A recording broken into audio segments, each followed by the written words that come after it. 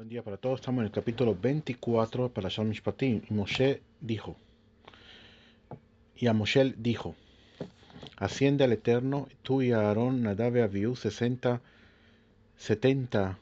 de los ancianos de Israel, y se posternarán desde lejos. Y a Moshe dijo: esta sesión fue anunciada antes de los 10 mandamientos, que fue en el 4 de Sivan que Dios le dijo a Moshe: asciende al Eterno. Vimos eso anteriormente.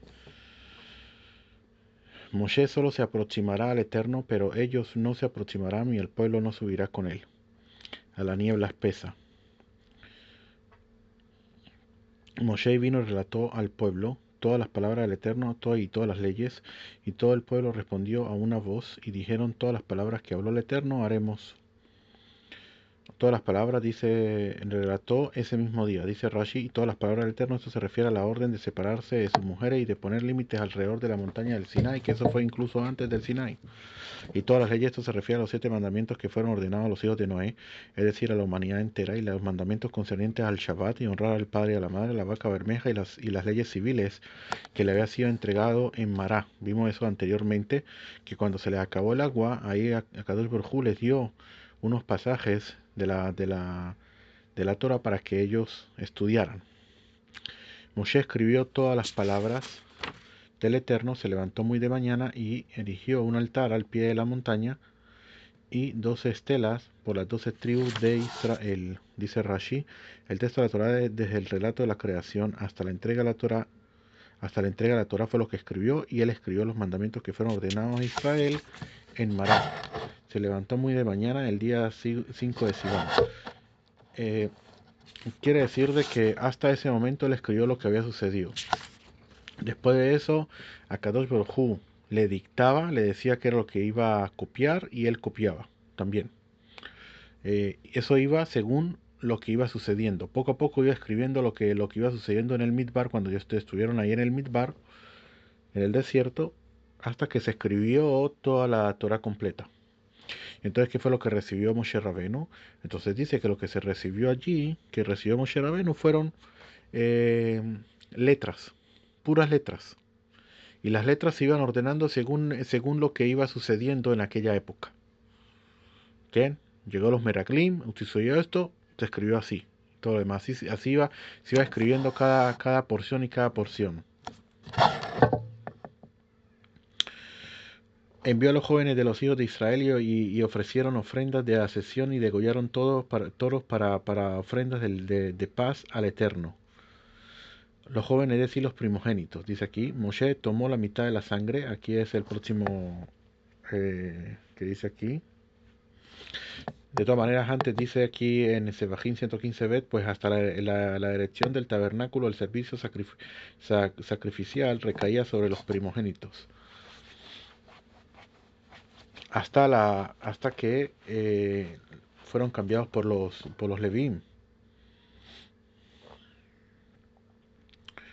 Moshe tomó la mitad de la sangre y la puso en jofaina, y la otra mitad de la sangre la roció sobre el altar. Tomó el libro del pacto y lo leyó al pueblo, y ellos dijeron: todo lo que habló el Eterno haremos y escucharemos. Moshe tomó la sangre y la roció sobre el pueblo y dijo: he aquí la sangre del pacto que hizo el Eterno con ustedes con respecto a todas las palabras, a todas estas palabras. Moshe tomó mitad de la sangre, dice aquí, pero ¿quién fue el que la dividió? La respuesta es que un ángel vino y la dividió a la mitad. Dice aquí. En jofaina, dice, eran 2 jofaina, una para la mitad de la sangre de la ofrenda de ascensión y la otra para la mitad de la sangre de la ofrenda de paz, para rociarla sobre el pueblo. Y de este versículo nuestros maestros aprendieron que nuestros ancestros ingresaron al pacto con Dios por medio de las ceremonias de la circuncisión, la inmersión en aguas rituales y el rociamiento de sangre, puesto que no hay rociamiento de sangre sin inversión previa. El rociamiento de sangre que Rashi menciona se refiere a la sangre de una ofrenda de una ofrenda animal. La circuncisión, la inmersión al ritual y la ofrenda eran los 3 requisitos indispensables mediante los cuales se aceptaba a los prosélitos en tiempo del templo. En nuestra época ya no se aplica la ofrenda, Según se describe en Kritot 9 Aleph, al prepararse para recibir la Torá, el pueblo de Israel en ese momento era como si se estuviese convirtiendo y por ello precisaban de estos tres requisitos. El libro del pacto, esto se refiere al libro de la Torá desde el relato de la creación hasta la entrega de la Torá, así como los mandamientos que le fueron ordenados en Mará, como dijo anteriormente Rashi. Y la rocío, este verbo significa rociar. La roció en el altar para espiar por el pueblo. Entonces, seguimos. Moshe y Aarón, Nadab y Abiú y 60 ancianos de Israel ascendieron, percibieron al Dios de Israel y debajo de sus pies había algo semejante a la labor de ladrillo de zafiro y como el aspecto de los cielos en pureza. Y contra los nobles de los hijos de Israel no envió su mano, ellos contemplaron a Dios y comieron y bebieron. Vamos a ver qué fue lo que sucedió aquí. Dice Rashi, percibieron al Dios de Israel, miraron y activaron. Quiere decir que miraron la presencia divina, cosa que está prohibido. Esto fue lo que sucedió. En este versículo es metafórica, ya que a Dios obviamente nadie puede verlo. Quiere decir que percibieron aspectos divinos que estaban por encima de su comprensión. Penetraron indebidamente en temas tan sublimes y profundos como la estructura y conducción del universo sin previamente separarse de lo material y sin llenarse de reverencia y temor. Increíble. Y por lo tanto debían la muerte.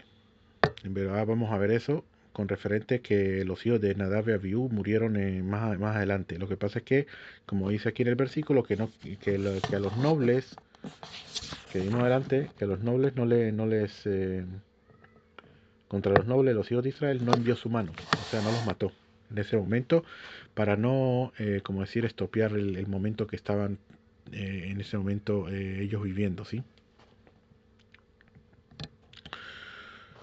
Entonces dice aquí, y por ello se hicieron acreedores de la pena de muerte, pero el santo bendito es, no quiso estorpear la alegría del recibimiento de la Torá, por lo que esperó para aplicar la pena de muerte a Nadab y Abiú hasta el día de la inauguración del tabernáculo. Aquí dice que esperó, ¿qué esperó? ¿Qué esperó? Según Rashi hay que decirlo así, por lo que esperó que Nadab y Abiú hicieran teshuvá, por lo que habían hecho, pero ellos no hicieron teshuvá, por lo tanto se les aplicó la muerte en la inauguración del tabernáculo. Y en cuanto a los ancianos, Dios esperó también hasta el incidente mencionado en el versículo y el pueblo estaba como los que se quejan, etc. Y el fuego del Eterno los quemó y consumió en el extremo del campamento. En ese versículo dice Bekatze, se interpreta en el sentido de que entre los dirigentes que habían en el campamento, es decir, estaban los ancianos también. Había algo semejante a la labor del ladrillo de zafiro. Este algo estaba frente a él cuando ellos estaban esclavizados. Lo tenía frente a él para recordar los sufrimientos de los israelitas, los cuales eran esclavizados del labor de ladrillos. Rashi desea explicar la dificultad que plantea este versículo, ya que el labor de ladrillos no es semejante al aspecto de los cielos. Por ello explica que la labor de ladrillo alude a la esclavitud de Israel en Mitzrayim. Por ello Dios delante de sí tenía una imagen de esta labor a fin de acordarse de su sufrimiento, pero después de que fueron liberados, esta imagen se transformó en el aspecto puro y radiante de los cielos. Todas estas descripciones, por supuesto, aluden a conceptos y no a imágenes físicas. Hay que tener mucho cuidado de no supuestamente pensar que allá hay esto, allá hay lo otro, no. Es cosas que habló la Torah para que nosotros podamos pues, supuestamente entender, ya que nosotros no tenemos ninguna idea de lo que está en los cielos, de cosas espirituales, por decirlo así, ¿sí? Pero se podría decir de que, como está hablando del sufrimiento, de lo que ellos pasaron después de que ellos fueron liberados, fíjate lo que dice, esta imagen se transformó en el aspecto puro y radiante de los cielos. Así como ellos salieron de Mitzrayim ya también puros y radiantes de todo lo que había sucedido, ya se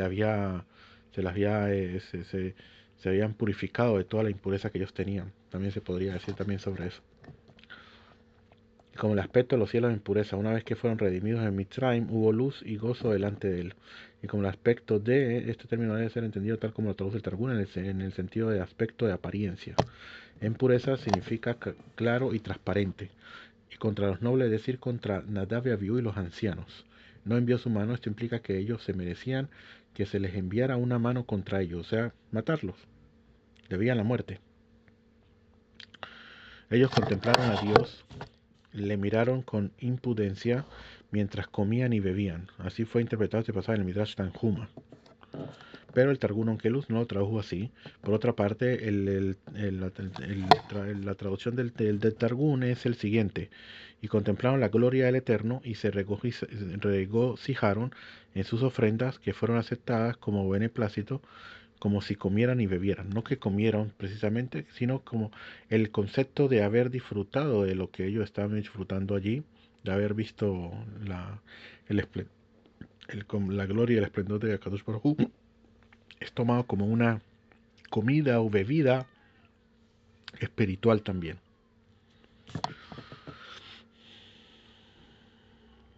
¿Qué significa los grandes? Es decir, los nobles de Israel, al igual que la frase entre tus nobles yo te llamé, incrementó el espíritu que estaba en él, era una anchura de 6 codos.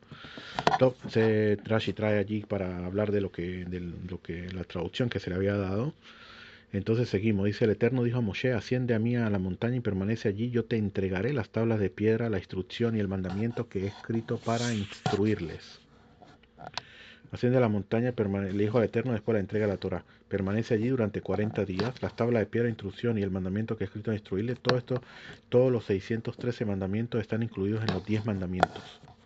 Eso es muy importante. A diferencia de los 10 mandamientos que fueron escritos y dados por Dios mismo en las tablas de piedra, Moshe fue el que escribió la Torá bajo el dictado de Dios.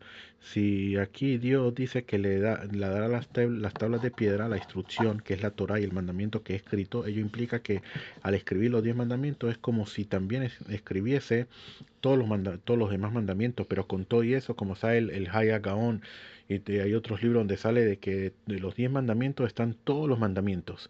Y está como dice el Balatania. El Balatania dice que porque los dos primeros mandamientos fueron los que ellos escucharon de Dios directamente. El yo soy el Dios que te sacó de Mitzrayim. Y el otro es que no tendrás otros dioses delante de mí. Entonces uno es una mitzvah, un precepto de hacer y otro un precepto de no hacer. Y todos los preceptos en la Torá están, están, están dentro de estos dos preceptos. De los dos preceptos que ellos escucharon directamente de Akadosh Baruj Hu. De hacer y no hacer. Que esos son todos los 613 preceptos. 365 no hacer están incluidos, metidos en todo lo que es no tendrás otros dioses delante de mí. Y los 248 de Arás están metidos en lo que tiene que ver con Anoji. Yo soy tu Dios que te sacó de la tierra de Mitzrayim. Entonces, como dice Rashi, Rashi y Rabbeinu Saadia Gaon explicó en los Azarot, que era un nombre dado a poemas de los Geonim, sabios posteriores a la época talmúdica, y los Rishonim, que enumeran los 613 mandamientos de la Torah, que compuso cuáles de los 613 mandamientos están conectados con cada uno de los 10 mandamientos. Moshe se levantó junto con Yoshua su sirviente y Moshe ascendió a la montaña de Dios y a los ancianos había dicho, aguárdenos aquí hasta que retornemos a ustedes. He aquí que Aarón y Hur están con ustedes, el que tenga un asunto que se aproxime a ellos. Moshe se levantó junto con Yoshua su sirviente. No sé con certeza cuál es el papel de que Yoshua desempeñaba aquí, dice Rashi. Sin embargo, yo digo que el discípulo escortaba a su maestro hasta el lugar donde estaban colocados los límites de la montaña, ya que no le estaba permitido a Yoshua ir más allá.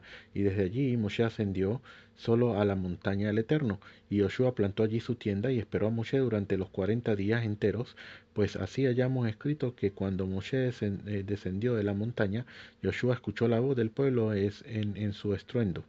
De ello aprendemos que Yoshua no estaba junto con ellos, sino que se quedó en el lugar desde donde Moshe había ascendido. Y allí también sabemos, dicen los sabios, que a Yoshua Benum ahí mismo le caía la, el man, le caía el man ahí mismo donde él había colocado la tienda. y a los ancianos había dicho cuando salió del campamento, aguárdenos aquí, quería decirle, esperen aquí con el resto del pueblo en el campamento para que estén listos para juzgar cualquier disputa que surja entre cada individuo y su prójimo. Hur era el hijo de Miriam y el padre era Caleb ben Yefuné, como se declara, y Caleb tomó por esposa a Efrat y ella le dio a luz a Hur. Y por su parte Efrat es la misma que Miriam, como se declara en el tratado de Sotá. El que tenga un asunto, es decir, el que tenga un asunto o pleito legal. Seguimos, Moshe ascendió a la montaña y la nube cubrió la montaña. La nube cubrió. Acerca de este punto nuestros maestros tuvieron una diferencia de opinión. Algunos de ellos dijeron que estos días en los que la nube cubrió la montaña fueron los 6 días que transcurrieron desde el primero del mes de Hodesh Nisan hasta Shavuot, hasta los 6 días, que es el día de la entrega de la Torá. ¿Okay? Y la nube la cubrió a la montaña. Y dice aquí, y él sobre la montaña del Sinai y la nube la cubrió durante 6 días. Él llamó a Moshe en el séptimo día desde el interior de la nube para decirle los 10 mandamientos. De hecho, Moshe y todo Israel se mantuvieron parados para escuchar los 10 mandamientos, solo que la escritura honró a Moshe al mencionarlo específicamente a él y no a todo Israel. Y en referencia a la controversia de los sabios mencionada anteriormente, hay quienes dicen que la nube cubrió a Moshe durante 6 días después de la entrega de los 10 mandamientos. Según esta opinión, esos días comenzaron a partir de los 40 días durante los cuales Moshe ascendió a la montaña del Sinai para recibir las tablas de la ley. Esto te enseña que cualquiera que entre al campamento de la presencia divina requiere una separación previa de 6 días.